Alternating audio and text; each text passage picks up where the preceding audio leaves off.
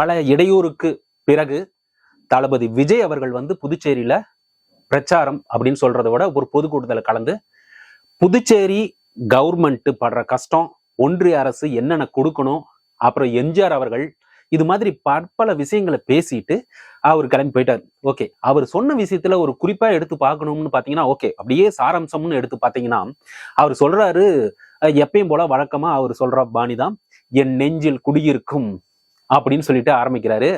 அவரு அந்த ஸ்டைல ஆரம்பிச்ச உடனே அடுத்த ஒரு பந்தத்தை ஏற்படுத்துறாரு. எப்படி பந்தத்தை ஏற்படுத்துறாருன்னா, உங்களுக்கும் எனக்கும் 30 வருஷ பந்தம் அப்படின்னு சொல்றாரு.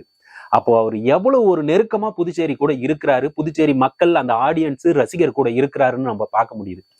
ஓகே, இது ஒரு பந்தத்தை வச்சீங்கன்னா, அடுத்த பந்தத்தை நமக்கு மிக நெருக்கமான எம்ஜி ராமச்சந்திரன், எம்ஜிஆர் அவர்கள் வந்து பாண்டிச்சேரி, அதாவது புதுச்சேரி அரசு புதுச்சேரி மக்கள் சொன்ன விஷயத்த ஒண்ணு சொல்றாரு. அவர் என்ன சொல்றாருன்னா, புதுச்சேரி மக்கள் வந்து இவர் வந்து ஆட்சி அமைச்சது 1977 நம்ம தமிழ்நாட்டுல. ஆனா 1974 அங்க ஆட்சி அமைச்சிட்டாரு. அங்க ஆட்சி அமைச்சு அந்த ஒரு விஷயத்த அந்த மக்கள் வந்து மறக்கல, இதுவரைக்கும் மறக்கல. அதனாலயே என்னவோ அவர் வந்து அப்பவே சொன்னதா சொல்றாரு விஜய் அவர்கள். என்ன சொல்றாருன்னா, நாங்க எம்ஜிஆரை மிஸ் பண்ணிடாதீங்க தமிழக மக்களே அப்படின்னு சொல்லிட்டு அலர்ட் கொடுக்குறாங்க. அது கூடவே தமிழக அரசு இப்ப இருக்கிற திமுக கவர்மெண்ட் பத்தியும் ஒரு சொல்றாங்க, எங்களை எல்லாம் ஏமாத்த முடியாது அப்படின்னு சொல்லிட்டு. எப்படி வந்து நம்ம ஒன்றிய அரசு சொல்லுது அப்படிங்கிற மாதிரி தமிழகத்தையும் அந்த கவர்மெண்ட்டையும் சொல்லிட்டு கூடவே வந்து ஒன்றிய அரசையும் அவர் சொல்றாரு. ஒன்றிய அரசு வந்து இங்களுக்கு கொடுக்க வேண்டிய மாநில அந்தஸ்து, புதுச்சேரிக்கு கொடுக்க வேண்டிய மாநில அந்தஸ்து கொடுக்கல அப்படிங்கிற ஒரு விஷயத்தை சொல்றாங்க. மாநில அந்தஸ்து கொடுக்காததுனால இவங்களுக்கு கிடைக்க வேண்டிய நியாயமான விஷயங்கள் கூட சில பினான்சியலா கிடைக்க மாட்டேங்குது. பினான்சியலா கிடைக்கலனால இவங்க கடன் வாங்கி செய்ய வேண்டிய விஷயங்கள் எல்லாம் நிறைய செய்ய வேண்டியதா இருக்குது. அரசு ஊழியர்களுக்கும் சரி கடன் வாங்கி அதை ரன் பண்ண வேண்டிய சூழ்நிலை. இதனால அவங்களுக்கு ஒரு மந்தமான ஒரு ஒரு சூழ்நிலை தான் வந்து அந்த கவர்மெண்ட்டுக்கு இருக்குது. இதை தமிழக அரசு, தமிழக வெற்றி கழகம் வந்ததும் அது களையப்படுவதற்கான அனைத்து முயற்சிகளும் எடுக்கும் அப்படிங்கிற ஒரு உறுதியை கொடுத்திருக்காரு தமிழக வெற்றி கழகத்தோட தலைவர் விஜய் அவர்கள்.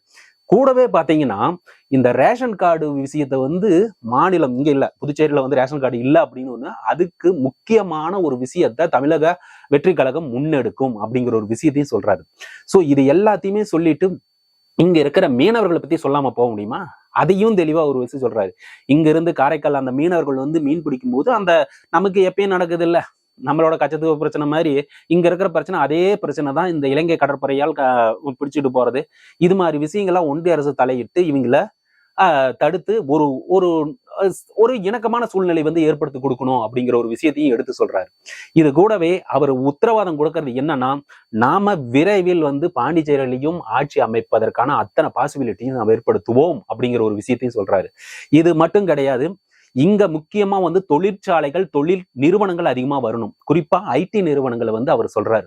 ஐடி நிறுவனம் இப்போ வந்து நம்ம சென்னையில பாத்தீங்கன்னா ஐடி நிறுவனம், பெங்களூர் பாத்தீங்கன்னா ஐடி நிறுவனம், அது மாதிரி ஒரு பாண்டிச்சேரியிலும் ஐடி நிறுவனங்கள் அதிகமா வரணும். அப்படி இருந்தா மட்டும்தான் அங்க வந்து இந்த டாக்ஸ் இது மாதிரிலாம் கவர்மெண்ட்டுக்கு நிறைய வரும். அப்படி வர்றதுனால அந்த மாநிலம் வந்து செழிக்கும் அப்படிங்கிற ஒரு விஷயத்தையும் அவர் எடுத்து வைக்க தவறல. அவர் சொன்ன விஷயங்கள் எத்தனையும் நம்ம யோசிச்சு பார்த்தோம்னா, இவ்வளையும் அவர் கால்குலேட் பண்ணி எல்லாத்தையும் சொல்லிக்கிட்டே வராரு. அது கூடவே வந்து தவறு செய்த மினிஸ்டர்ஸ் எல்லாத்தையுமே நீக்கிட்டாங்க அப்படிங்கிற விஷயத்தையும் அவர் சொல்ல தவறல. சோ ஒட்டுமொத்தமா அவர் வந்து காங்கிரஸ் அங்கு இருக்கிற நம்மளுடைய ரங்கசாமி அவர்களுக்கு ஒரு இணக்கமான ஒரு சூழ்நிலையும் அவர்களுக்கு உறுதிமொழி கொடுக்கிற மாதிரியும் ஒரு ஒரு நட்புறவுன்னே பேசுறாருன்னு வைங்களேன். இது வந்து தமிழ்நாட்டில் இருக்கிற கவர்மெண்ட் மாதிரி கிடையாது. எங்களுக்கு வர்ற கூட்டத்துல நாங்க கேட்ட பர்மிஷனுக்குள்ள பாசிபிலிட்டி என்னன்னு இருக்குதோ அத்தனையும் எங்களுக்கு வந்து மிக சிறப்பாகவே செய்து கொடுத்துள்ளது அப்படிங்கிற ஒரு விஷயத்தையும் வந்து பதிவு பண்ணியிருக்காரு. அப்படின்னா என்ன அர்த்தம்? நீங்க வந்து நாங்க ஒரு இடத்த கேட்டா நீங்க ஒரு இடத்த கொடுக்குறீங்க, நாங்க ஒரு இடம் வந்து இவ்வளவு சொன்னா இவ்வளவு ரெஸ்ட்ரிக்ஷன் கொடுக்குறீங்க. இங்கே ரெஸ்ட்ரிக்ஷன் இருக்குது, ஆனா சொன்ன நேரத்துல பக்காவா நடக்குதே இல்லையா?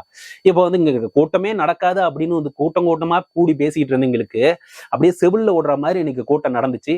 ஆனா மிகவும் பாதுகாப்பு முறையில் நடந்தது அப்படிங்கிறது தான் அங்க இருந்தது. இன்னொரு விஷயம் பாத்தீங்கன்னா, இங்க துப்பாக்கி வச்சுட்டு இருந்த விஷயத்தையெல்லாம் பேசிட்டு இருந்தாங்க. துப்பாக்கி ஒருத்தர் கொண்டு வந்தாரு பாதுகாப்பு முறையில் அப்படின்ட்டு, அது விசாரணை நடத்துவாங்கன்னு நினைக்கிறேன். அது எதுக்கு கொண்டு வந்தாங்க அப்படின்னு தெரியல.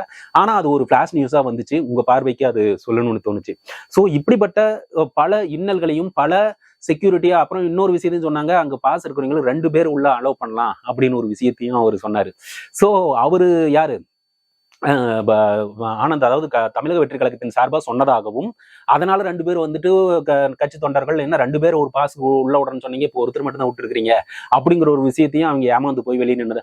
எது எப்படி அங்க பாதுகாப்பான முறையில் எந்த ஒரு பிரச்சனையும் எந்த ஒரு குற்றமும் நடக்காம புதுச்சேரியில நடந்தது சரி, கரூர்ல நடந்த மாதிரி ஒரு சம்பவம் இல்லாம நல்லபடியா நடந்து முடிஞ்சிருக்குது. இது போல இது வந்து பல மாதங்களுக்கு பிறகு தமிழக வெற்றி கழகத்திற்கு கிடைத்த ஒரு உந்துதல், ஒரு பூஸ்டப் மாதிரி தான் நம்ம நினைச்சுக்கணும். ஏன்னா இன்னும் வந்து அவங்க கூட்டத்தை சொல்லியிருந்தாங்கன்னா இன்னைக்கு நடந்திருக்கிற கூட்டம் ஒரு சாம்பிள் மாதிரி தான் நடந்திருக்குது. பயங்கரமான கூட்டம் வர்றதுக்கான பாசிபிலிட்டி இருந்துச்சு.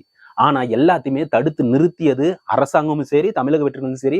மீண்டும் அந்த துயர சம்பவம் நடக்கூடாதுன்னு இருதரப்பிலுமே வந்து சமாதானமாக இருதரப்பிலுமே ஒரு முன்னெடுப்புடன் நடந்ததுனாலதான் இவ்வளவு கச்சிதமா நடந்து முடிஞ்சிருக்கு இந்த பொதுக்கூட்டம். இந்த பொதுக்கூட்டத்தில் நாம கத்துக்கிறது என்னன்னா, தமிழக வெற்றி கழகத்தோட தலைவர் பேச்சு அத்தனையுமே வந்து பாண்டிச்சேரி மக்களுக்கு ஒரு ஒரு ஒரு பாதுகாப்பும் ஒரு சௌரியமான விஷயத்தையும் கொடுத்திருக்குது. ஓகே, இவ்வளவு விஷயத்த வந்து இவர் எடுத்து கொடுக்க போறாரே அப்படின்னு சொல்லிட்டு அது கூடவே எம்ஜிஆர் அவர்களையும் எடுத்து சொன்னதுனால அந்த மக்கள் ஒரு சந்தோஷமான நிலையில தான் இருக்கிறாங்க. வரப்போற காலங்களில் அவர் என்ன சொல்றாரு ஏது அப்படிங்கிற விஷயத்த வந்து நம்ம டீகோட் பண்ணி பார்ப்போம். இன்னைக்கு இவ்வளவு நடந்த விஷயத்துல ஒரு ஹைலைட்டா சொல்லணும்னு தோணுச்சு, அதான் கூட சொல்லியிருக்கேன். மீண்டும் மீண்டும் சொல்லிக்கிறேன். இப்ப என்ன சொல்லணும்னு ஆசைப்படுறேன்னா, அத்தனை பேருமே இந்த வீடியோல பாத்தீங்கல்ல, இதே மாதிரி வரப்போற கூட்டங்களை பார்த்துட்டு போங்களேன். தேவையான விஷயங்களை வந்து வீடியோலயே கத்துக்கலாம்.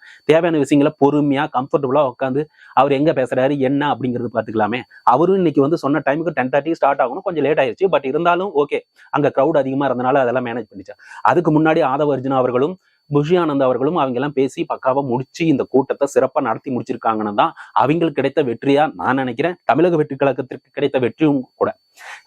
அதை தாண்டி இவ்வளவு ஒரு பாதுகாப்போடு நடத்தின பாண்டிச்சேரி அரசாங்கத்துக்கும் ஒரு பெரிய நன்றி சொல்லிட்டு இந்த வீடியோ தான் முடிச்சுக்கிறேன். மறக்காம வீடியோ ஃபுல்லா பாத்தீங்கன்னா லைக்கும் ஷேரும் கொடுத்தீங்கன்னா பல பேருக்கு சென்றடையும். சப்ஸ்கிரைப் பட்டனும் பெல் ஐக்கானும் கிளிக் பண்ணீங்கன்னா நான் போடுற வீடியோ நோட்டிபிகேஷன் உங்க மொபைலுக்கு வரும்னு சொல்லிட்டு விடைபெறுகிறேன். நன்றி, வணக்கம்.